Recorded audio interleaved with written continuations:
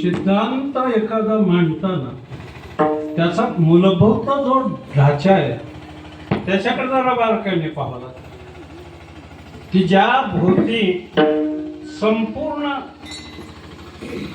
आपलं तत्वज्ञान फिरतं तो सिद्धांत असतो. सिद्धांत कधी बाधित होत नाही माहिती.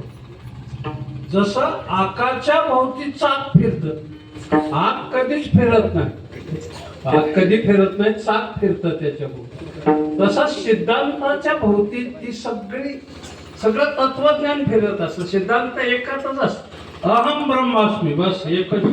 तत्वमासी एकच सिद्धांत, खलिदम ब्रह्म एकच सिद्धांत. सगळे वेद उपनिषद वगैरे सगळी त्या मार्गाने जातात. पुन्हा काय त्याला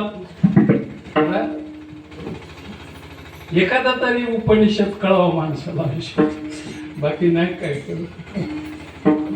बोकू म्हणजे अत्यंत जवळ परमात्म्याच्या जवळ पोहोचणार ज्ञान जर कशात असेल तर उपनिषद नावाचे स्वामी विवेकानंदांचं वाक्य.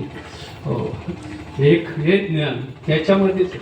बस मी वासुदेव तत्वता कळो येईल विचारिता, हा वेदांताचा सिद्धांत आहे.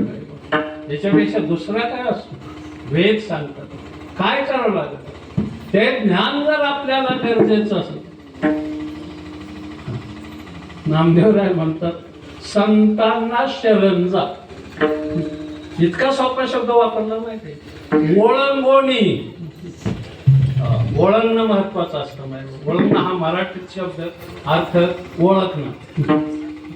ओळंगणं म्हणजे हो काय अभंगात सुद्धा आला. हे साते आलेया ओळंगा शारंग. ओळंगा म्हणजे ओळख, पाहून निरीक्षण करून तो संतच आहे का, हा सद्गुरु या संज्ञेला पात्र आहे का, हा ब्रह्म दाखवतोय का देव दाखवतोय, हे कळायला पाहिजे.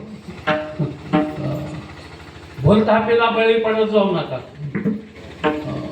सध्या तीही वारं असतं, कधी कधी वारं येते, वातावरण अशी वावटाळ निर्माण होते. ती वावटळी दिसायचं बंद होतं अगोदर.